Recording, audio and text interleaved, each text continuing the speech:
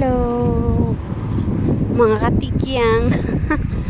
Dito na naman kami maglalakad-lakad, papalakad ng aso kay Dora na maganda. Ngayon papakawalan ko siya. Okay, let's go, go, come on. Yan siya, maghahanap siya ng fox o kaya birds. Siya hinuhuli niya. Actually hindi niya pala hinuhuli, kumbaga hinahabol-habol lang niya. Yun si Dora, dito ko siya dinadala tuwing hapon o kaya umaga, kasi dito nakakalakad siyang walang leash. Di guys, sa loob ng community kailangan ng leash niya, kasi yung ibang mga tao, ibang mga residents ayaw ng aso o kaya takot, lalo na't black siya, kinatatakutan, kaya laging may leash. O Dora, hala, sige, ayan siya, ayan na, come on, let's go. Good girl Dora, come on, which way we're going? Ayan, kadami-daming ginagawang mga community na naman.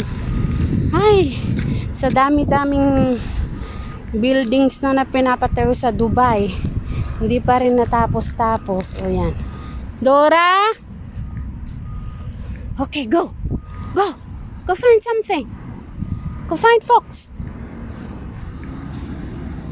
Yan, dito lang kami lakad-lakad dito.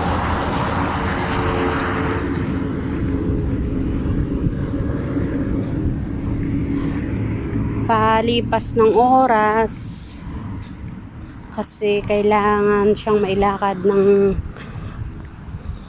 hindi bababas 1 oras.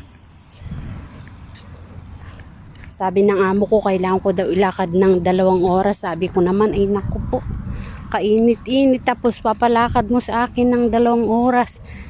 Ay, 1 oras ko lang nilalakad, kahit anong sabihin nila. pasaway na chumay.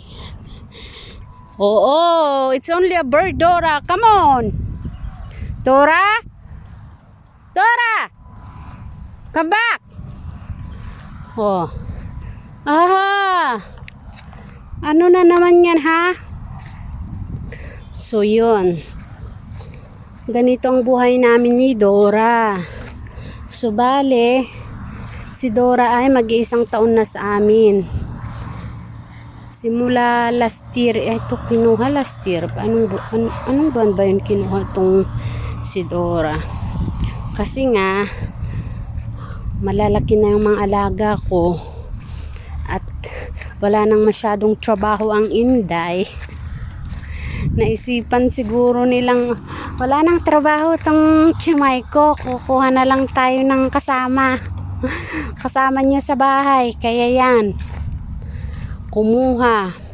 O ito pala yung butas na kwan na palagi niyang pinapasyalan. May kwan dyan, may butas din, siguro magkarugtong ito. So ganito ang view dito sa amin, ganyan. Medyo malawak to, malawak. Yan yung community na tinitirhan namin. Tapos ganyan ang view dito. So ganyan lang, pinapakawalan ko siya dito para pasyal-pasyal. Mainam na yun kaysa yung naglalakad na may mga kasama, kung ano-anong nakukwento na, nachichismis na lahat. Maganda na yung naglalakad na mag-isa kasama ang alaga, diba? Mga katiks, mga katikyang, ngayon may nahanap na akong tawag sa inyo, mga katikyang, kasi sa salita namin, nung bata daw ako, kaya ako pinangalanan ng tikyang, kasi palagi daw akong naglalaro sa labas, kahit magtatakip silim, kaya tinawag akong tikyang ng tatay ko. Simula ngayon, Tikyang ng pangalan mo kasi hindi ka na uwi ng maaga. Kaya Tikyang pinangalan sa akin. Yun ang nickname ko nung bata ko. Oh. Naku po, kumain yata to ng dead rats. Come. Let's go. So yan. Dito lang kami. Hindi kitang Burj Khalifa andun, Saan ba? I can't even see on my phone. Pero sa reality, sa naked eye, nakikita ko yung yung Burj Khalifa. Hindi nga lang siya maaninag sa phone ko kasi sabi na amo ko nga cheap phone. Cheap daw ang aking phone, which is true naman. Kaya lang anong gagawin natin? Mas priority natin yung pamilya sa Pinas kaysa bumili ng bagong cellphone. Pagtiyagaan na lang po kung anong meron, diba? Okay, Dora, come on. Magkinig ka sa sinasabi ko, Dora. Yan, nakahanap ng laruan. Tsaka pala dito, yung mga bata na may mga dirt bike, dito din sila naglalaro. Ngayon wala sila, kahapon nandito sila kaya hindi kami dumiretso dito. So ganun lang ang view dito. Palagi lang ako dito. Minsan naman nagkikisabay ako sa mga kabayan, naglalakad. Kaya lang puro mga short walk kasi sila, mga 15 minutes, 30 minutes pinakamahaba. Kami hanggang 1 oras mahigit. Kaya kung saan na lang kami napunta ni Dora. Yun nga, diba? Kabady-bady ko yan So yun, ganon ang buhay ng katikyang dito sa Dubai. So dito kami sa Dubai, parte ng UAE. Dito ako napadpad magtrabaho bilang isang OFW. Bilang isang OFW mahirap pero kinakaya para sa kinabuhi, diba?